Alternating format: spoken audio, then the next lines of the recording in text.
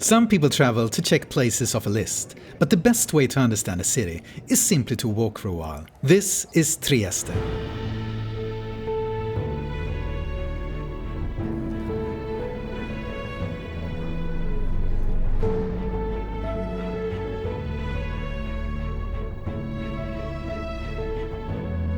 There are a few things that shape how you experience a city, like walkability, how it feels to move through the streets, street life, the rhythm of everyday life, and places to pause where the city lets you breathe for a while. Those things together, that's the Travel Without Chaos Index. 3 dimensions, each one scored out of 5, and by the end of this video, you'll know exactly how Trieste scores.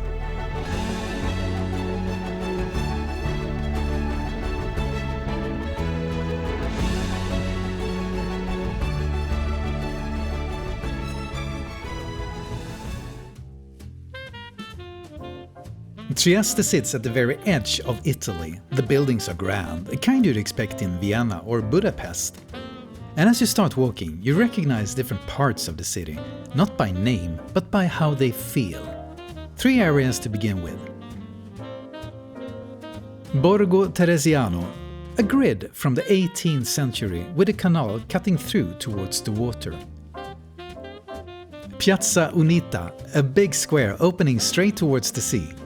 Imposing on 3 sides, open on the 4th. There's a busy road between the square and the water, but the pool between them is still there. Colle di San Giusto, the hill, cathedral and castle with a view of the city. If you start with these, Trieste is easy to get to know.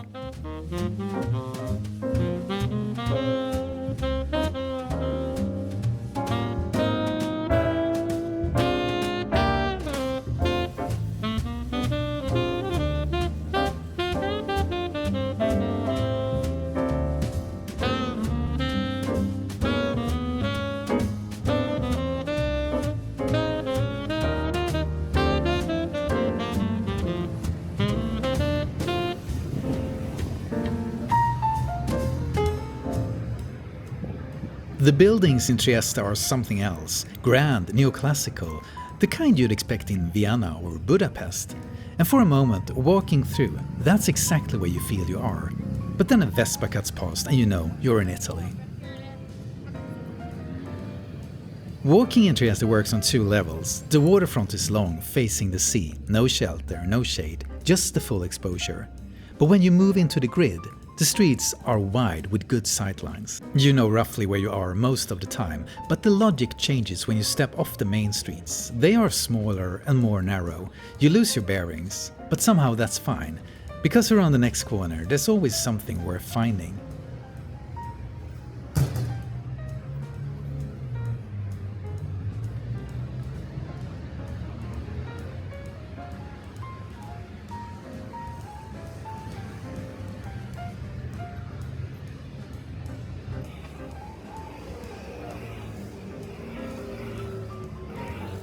There's one thing though, the infrastructure is modest in some places, some edges are there. But to be honest, that's also part of what makes Trieste interesting to walk in.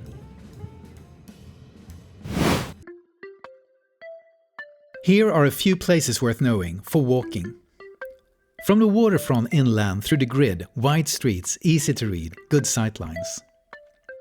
Then off into the lanes where the streets narrow and the city gets more interesting to move through. And if you have the energy, the wooded paths above the city, green and quiet, with streets and houses worth seeing on the way up.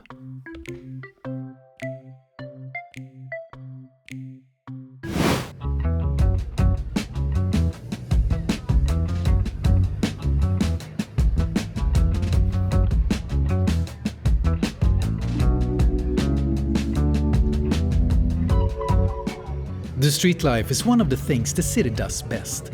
A barber who's pulled a chair outside a saloon, a tiny bar with a coffee machine where you stop to take an espresso.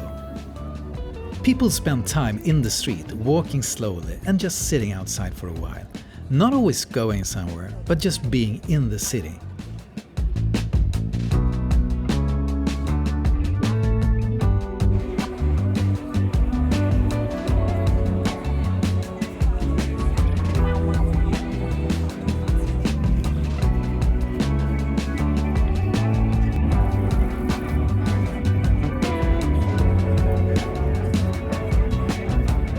All generations, children, grandparents, and everyone in between.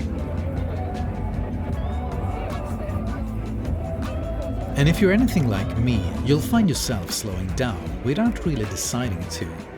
Not because the city is quiet, because it isn't, but because you just want to be part of it.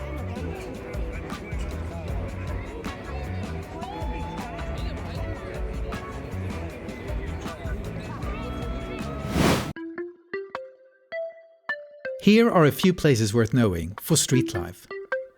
Via 20 Settembre, a street clearly used from the inside, mixed traffic and open doors and no particular urgency. Canal Grande through Borgo Teresiano, cafes and chairs along the quayside.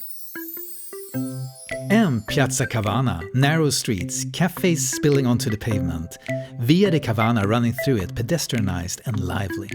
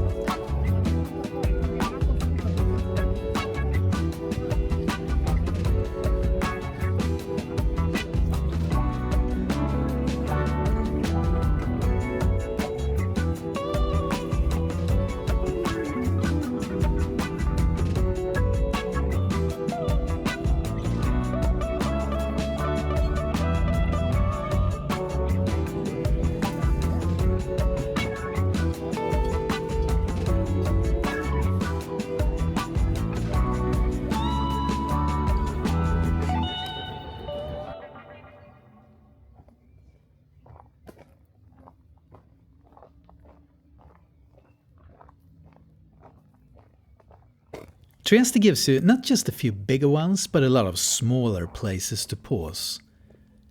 When you walk through the city, you pass small parks between buildings and benches along the way. And you have cafe chairs outside almost every bar and hole in the wall facing the street. You can just sit and let the time pass.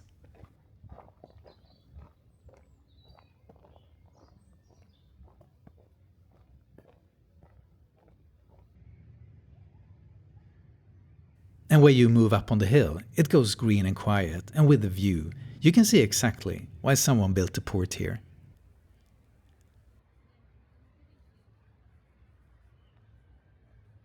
Trieste is not a big city population-wise, but it feels grand, and it gives you plenty of reasons to pause.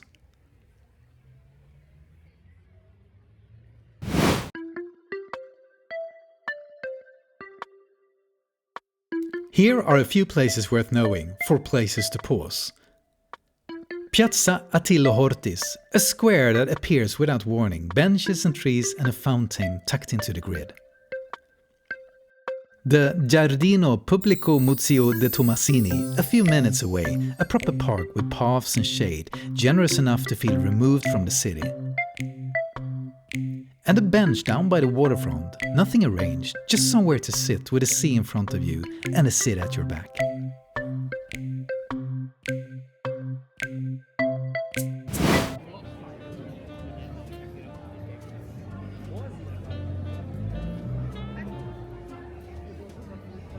So, what's the score for Trieste on the Travel Without Chaos Index? For walkability, high for the most part. The waterfront and the grid are easy to move through. The smaller streets are less predictable, but that's also where the city becomes more interesting. It isn't polished, and it doesn't need to be. But in some places, the infrastructure takes some navigating. For street life, strong. You feel that the city is being used from the inside. It's not arranged only for visitors, it's alive. And for places to pause, Trieste is full of them, not concentrated in one place but spread across the whole city. Parks, cafes and the waterfront.